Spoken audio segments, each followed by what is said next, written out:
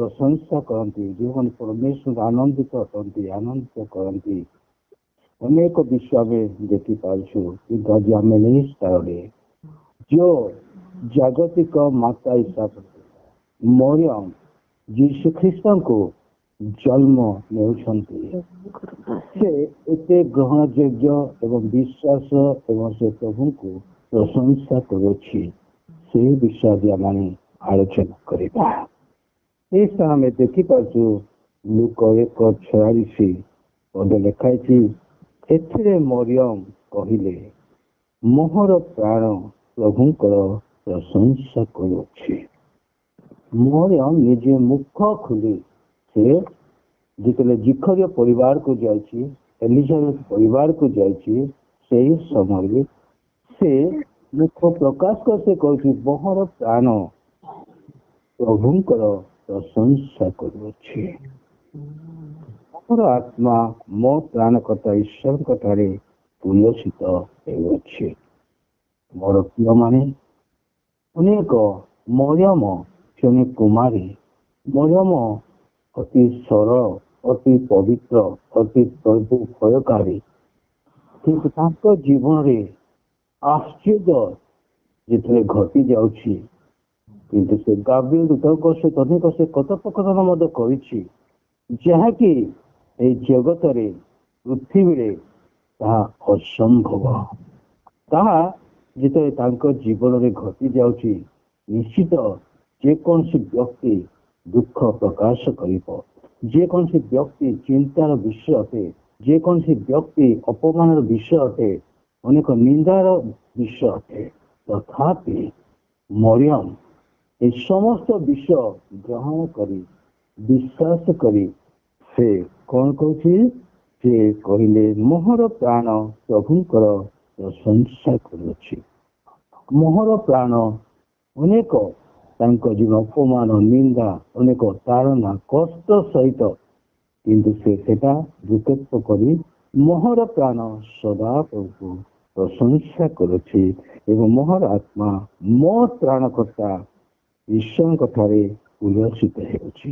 ମୋର ପ୍ରିୟମାନେ, ଅନେକ ଆମେ ଜଗତରେ ବାସ କରୁଛେ, ଅନେକ ଆମମାନଙ୍କ ଜୀବନରେ ଦୁଃଖ ଅଛି, ଆମମାନଙ୍କ ଜୀବନ ତାଡ଼ନା ଅଛି, ନିନ୍ଦା ଅଛି, ଅପମାନ ଅଛି, ସବୁ ଥାଇପାରେ, କିନ୍ତୁ ପ୍ରଭୁ ଆମମାନଙ୍କ ହୃଦୟରେ ଅଛନ୍ତି, ପ୍ରଭୁ ଆମମାନଙ୍କ ହୃଦୟରେ ବାସ କରନ୍ତି। ଆମେ ସ୍ୱାଗତ କରୁଛୁ, ଗ୍ରହଣ କରୁଛୁ, ଯାହାକି ଗ୍ରହଣ ଯୋଗ୍ୟ ବିଶ୍ୱାସ କରୁଛୁ। ନିଶ୍ଚୟ ଆମମାନଙ୍କର ପ୍ରାଣ କୋଉ ପରିସ୍ଥିତି ମଧ୍ୟରେ ମଧ୍ୟ ପ୍ରଭୁଙ୍କୁ ପ୍ରଶଂସା, ମହିମା, ଗୌରବ କରିବା ପାଇଁ, କାରଣ ସେ ହେଉଛନ୍ତି ଏକମାତ୍ର ତ୍ରାଣକର୍ତ୍ତା, ଉଦ୍ଧାରକର୍ତ୍ତା।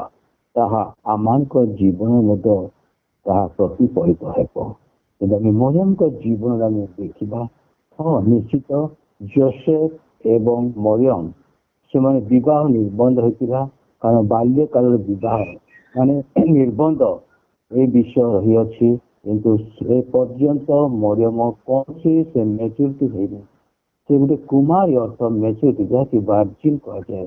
ତେଣୁ ମୋର ପ୍ରିୟମାନେ, ଏହି ସମୟରେ କେବଳ ଅନେକ ସେ ପ୍ରଭୁ ଭୟ, ପ୍ରଭୁଙ୍କର ପ୍ରାର୍ଥନା କରି, ଯେତେବେଳେ ଆମେ ଦେଖିଛୁ ବାଇବଲ ଯେ ଆଦିରୁ ମଲାଖି ପର୍ଯ୍ୟନ୍ତ ଅନେକ ପ୍ରଭୁ ବିଭିନ୍ନ ସେମାନେ ପ୍ରଭୁ ଦର୍ଶନ ଦେଇ ସମସ୍ତଙ୍କୁ ଭାବାଦୀ ମାନଙ୍କ ଦ୍ୱାରା ସେ କଥା କହୁଥିଲେ। ଯଦି ଆମେ ପଢିବା ଏଭି 1:1 ପଢିଲେ ଆମେ ଜାଣିପାରିବା। ଏଭି 1:1 ଟିକେ ପଢନ୍ତୁ। କାରଣ ସେହି ସମୟରେ ଆଉ ଈଶ୍ୱର ବାବାଜୀ ମାନଙ୍କ ଦ୍ୱାରା ବିଭିନ୍ନ ପ୍ରକାରେ, ବିଭିନ୍ନ ଭାଗରେ, ବିଭିନ୍ନ ପରିସ୍ଥିତିରେ ସେ କଥା କହି ଶେଷରେ ସେ କିପରି ଜଗତକୁ ଆସିଲେ, ତାହା ଏ ସ୍ଥାନରେ ଲେଖା ହେଇଛି। ଏଭି 1:1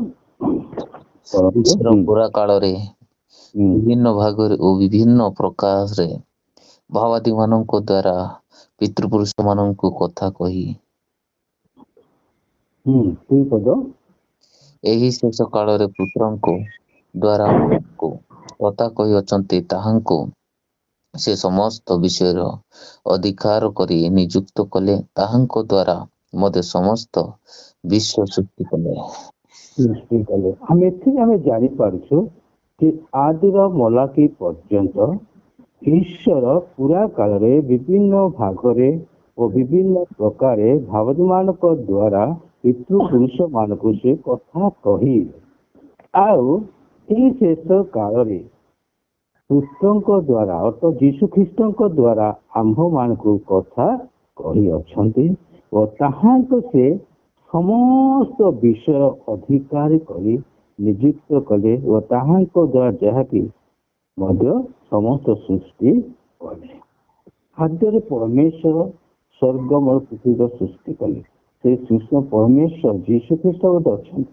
ଏଣୁ ପୁରା କାଳରେ ବିଭିନ୍ନ ଭାଗରେ ଆମେ ବିଭିନ୍ନ ପ୍ରକାରେ ଭାବରେ କଥା କହିଲା ପରେ ଆମେ ଦେଖିପାରୁଛୁ ଯେ ମାଥ୍ୟୁ ପୁସ୍ତକ ଆସିବା ପୂର୍ବରୁ ସେ ମଲାକି ଶେଷ ହେଲା ପରେ 400 ବର୍ଷ ସାଇଲେଣ୍ଟ ପିରିୟଡ ଥିଲା, ନୀରବ ପିରିୟଡ ଥିଲା।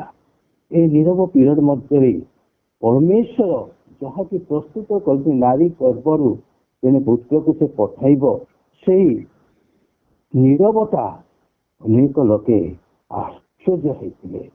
କାରଣ ବାସ୍ତବରେ ଜଣେ ମସିହ ଆସିବ, ଜଣେ ଉଦ୍ଧାରକର୍ତ୍ତା ଜନ୍ମଗ୍ରହଣ କରିବ, ସେ ନିଶ୍ଚିତ ସେ ରାଜ ହେଇକି ଜନ୍ମଗ୍ରହଣ କରିବ, କିନ୍ତୁ ସେ ନିଶ୍ଚିତ ଜଣେ ମହାପ୍ରସାଦରେ ସେ ଜନ୍ମଗ୍ରହଣ କରିବେ। ତାହା ଅନେକ ଲୋକଙ୍କର, ଜିହୁଦୀମାନ ଲୋକଙ୍କର, ଇସ୍ରାଏଲ ଲୋକମାନଙ୍କର ଅନେକ ଏହା ଗୋଟେ ଇଚ୍ଛା ଥିଲା ଏବଂ ଏହା ଗୋଟେ ଲକ୍ଷ୍ୟ କରିଥିଲେ। କିନ୍ତୁ କେବଳ ପଣ୍ଡିତ ମାନେ, କେବଳ ଯୀଶୁ ଭବିଷ୍ୟତ ବକ୍ତା, ମିଥ୍ୟା ଭବିଷ୍ୟତ ବକ୍ତା ଏବଂ এই ବିଷୟ ଲେଖା ହେଇଥିଲା ଯେ ସେ ଜଣେ କୁମାରୀ ଗର୍ଭରୁ ବେଥଲେହେମରେ କ୍ଷୁଦ୍ର ଗୋଟେ ଗ୍ରାମରେ ସେ ଜନ୍ମଗ୍ରହଣ କରିବେ। ଆଉ ଯୀଶୁ ମିଥ୍ୟା ଭବିଷ୍ୟତ ବକ୍ତାଙ୍କ ଦ୍ୱାରା ଏହା ଲିଖିତ ହୋଇଅଛି। ଏଣୁ ମୋର ପ୍ରିୟମାନେ, ଆଜି ପ୍ରଭୁ କୌଣସି ପ୍ରାସାଦ ବା କୌଣସି ଉଚ୍ଚକୋଟୀରେ ସେ ଚାହିଁଲେ ନାହିଁ। କେବଳ ଗୋଟେ ସେ ପବିତ୍ର ଜୀବନ ଯାପନ, ସରଳ ଜୀବନ ଯାପନ, ବିଶ୍ୱସ୍ତର ଜୀବନ ଯାପନ, ଏହି ମଧ୍ୟରେ ପ୍ରଭୁ ସେ ଜନ୍ମଗ୍ରହଣ କରିବାକୁ ନିଷ୍ପତ୍ତି ନେଲେ। ଏଥିପାଇଁ 400 ବର୍ଷ ସାଇଲେଣ୍ଟ ପିରିୟଡ ରହିଲା ପରେ ଏ କଥା ଗାବ୍ରିଏଲ ଦୂତ ମରିୟମଙ୍କୁ ଏ କଥା କହୁଛନ୍ତି। ଯଦି ଆମେ ପଢିବା ଆମେ ଜାଣିପାରିବା। ଲୁକ 1:30 ପଦ ଲେଖାଇଛି, ସେଥିରେ ଦୂତ ତାହାଙ୍କୁ କହିଲେ, ଆଗ ମରିୟମ ଭୟ କର ନାହିଁ, ତୁମେ ଈଶ୍ୱରଙ୍କ ଛମୁରେ ଅନୁଗ୍ରହ ପ୍ରାପ୍ତ ହୋଇଅଛ।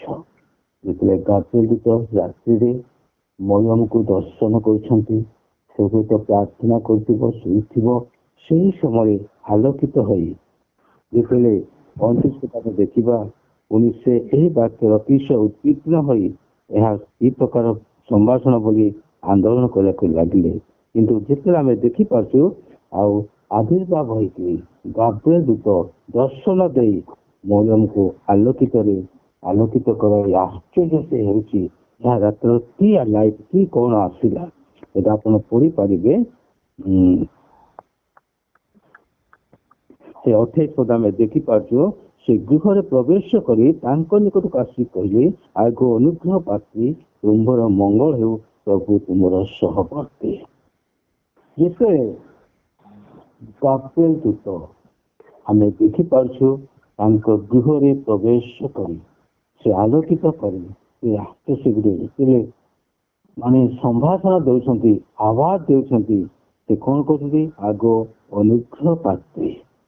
ଅନେକ ଈଶ୍ୱର ଖୋଜି ମରିୟମକୁ ଗୋଟେ ଅନୁଗ୍ରହ ପାତ୍ରୀ ଭାବରେ ବାଛିଲେ। ଆଉ ତୁମର ମଙ୍ଗଳ ହେଉ, ପ୍ରଭୁ ତୁମର ସହବର୍ତ୍ତୀ, ପ୍ରଭୁ ତୁମର ନିକଟବର୍ତ୍ତୀ, ପ୍ରଭୁ ତୁମର ସହବର୍ତ୍ତୀ।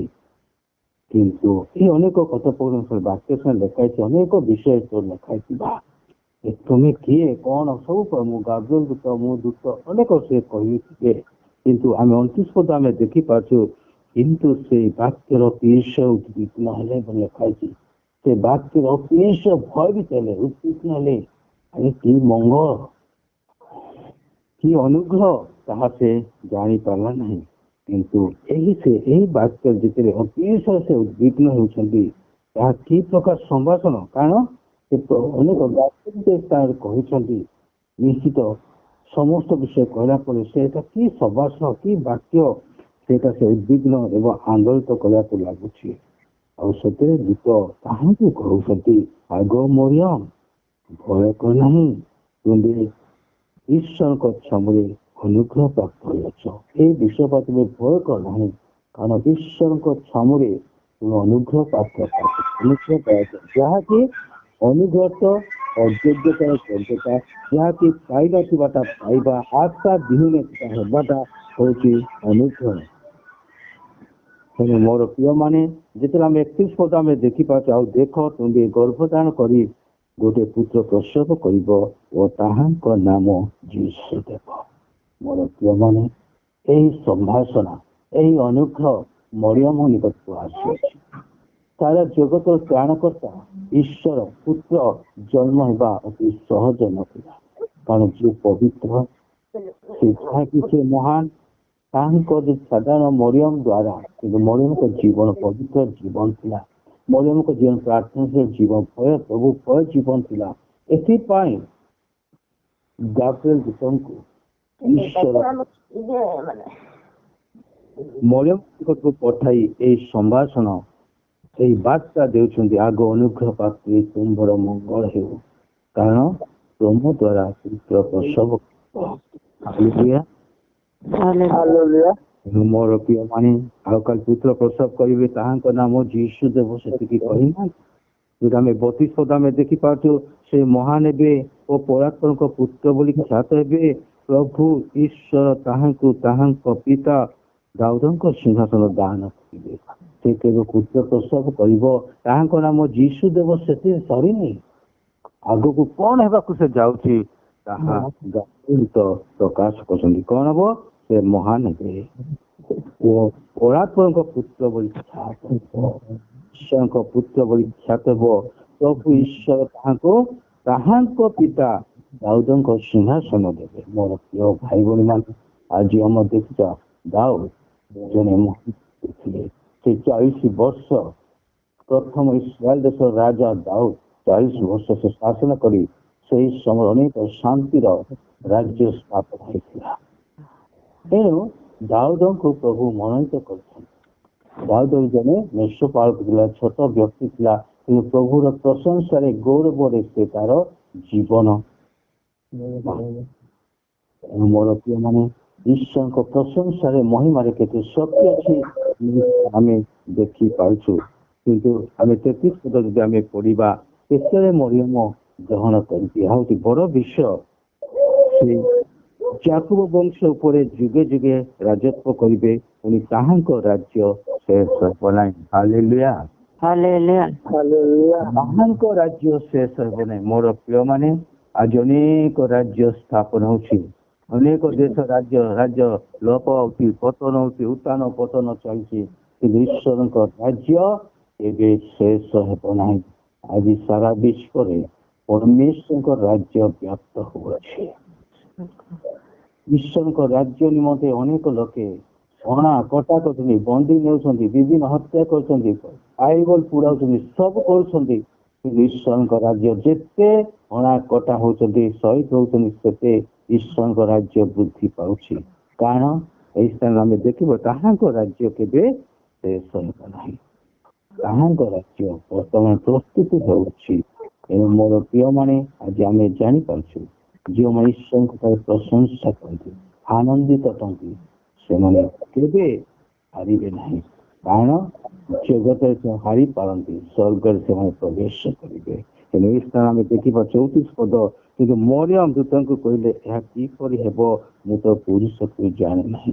ଏଟା ତ କହିବା ସ୍ୱାଭାବିକ, ଏହା କିପରି ହେବ, ମୁଁ ତ ପୁରୁଷକୁ ଜାଣେ ନାହିଁ। ମୋ ଯଦି ପୁତ୍ର ପ୍ରସବ କରିବ, ସେ ମହାନ ବ୍ୟକ୍ତି, ସେ ପବିତ୍ର, କିପରି ଏଟା ସମ୍ଭବ? କାରଣ ଗାବ୍ରିଏଲ ଦୂତ ଉତ୍ତର ଦେଉଛନ୍ତି ପିତାଞ୍ଜଳି ଭାବରେ। ଦୂତ ତାହାଙ୍କୁ କହୁଛନ୍ତି 35 ପଦ ଦେଖନ୍ତୁ, ପବିତ୍ର ଆତ୍ମା ତୁମ୍ଭ ଉପରେ ଅବତୀର୍ଣ୍ଣ କରିବେ ଓ ପରାତ୍ପରଙ୍କ ଶକ୍ତି ତୁମକୁ ଆବରିବେ।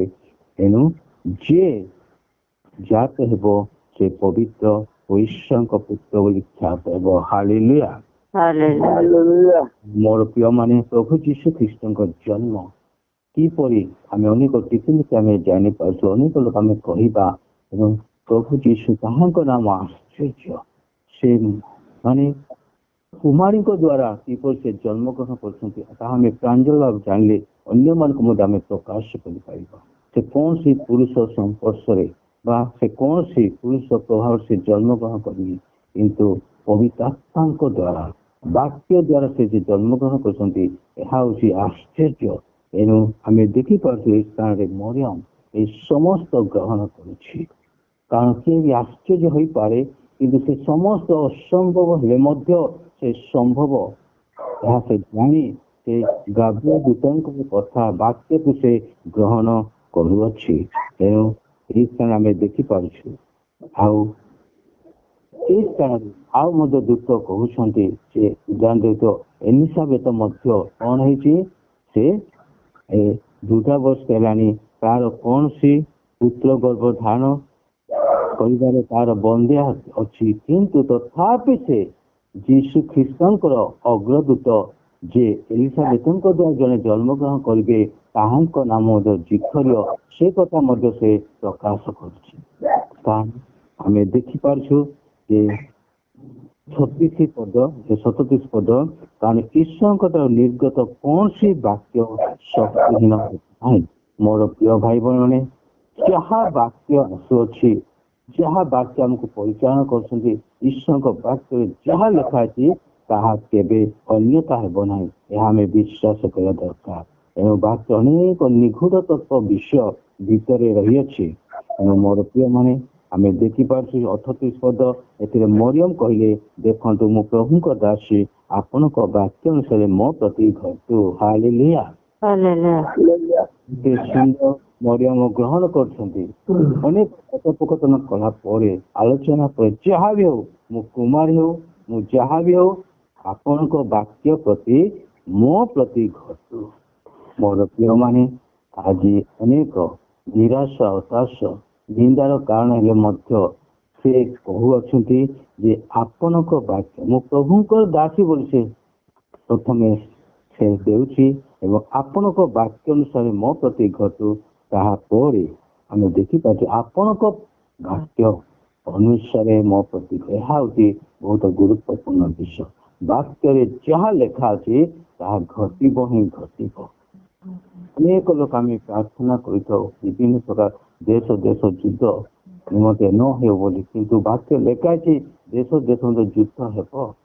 ଆଉ ଜଗତରେ ଅନେକ ତାଡ଼ନା ନ ହଉ, ଏହା ବାକ୍ୟ ଲେଖା ଅଛି ମୋ ନାମ ସକାଶେ ତୁମେ ନିନ୍ଦିତ ତାଡ଼ିତ ହେବ, ଏଟା ହବ ତ ହେବ, କାହିଁକି ବାକ୍ୟ ଲେଖା ଅଛି। କିନ୍ତୁ ଏ ବାକ୍ୟକୁ ଗ୍ରହଣ କରିବା ହେଉଛି ଆମମାନଙ୍କର କର୍ତ୍ତବ୍ୟ। କିନ୍ତୁ ଆଉ ପ୍ରଭୁ କହିଲେ ତୁମମାନଙ୍କ କ୍ଲେଶ ଅଛି, ଭୟ କର, ଆମ୍ଭେ ଜଗତକୁ ଜୟ କରିଅଛୁ, ତୁମେ ଜଗତକୁ ଜୟ କରିବ।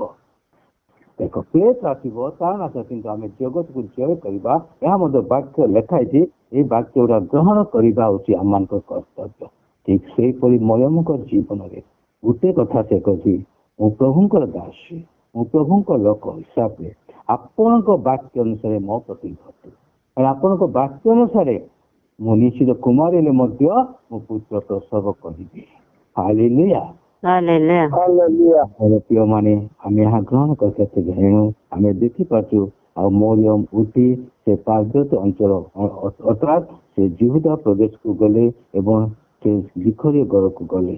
ପୁଣି ଏହି ସ୍ଥାନରେ ଅନେକ ବିଷୟ, ଯେତେବେଳେ ସେ ଜିଖରୀୟଙ୍କ ଗୃହରେ ସେ ପ୍ରବେଶ କରୁଛନ୍ତି, ସେଥିରେ କ'ଣ ଏଲିସାବେଥ ସେ ଅଛନ୍ତି ଅଲରେଡି। ସେ ମଧ୍ୟ ଆମେ 41 ପଦ ଟିକେ ପଢିବା, ଇଏ ପଢିବେ, ସାହାଯ୍ୟ କରନ୍ତୁ।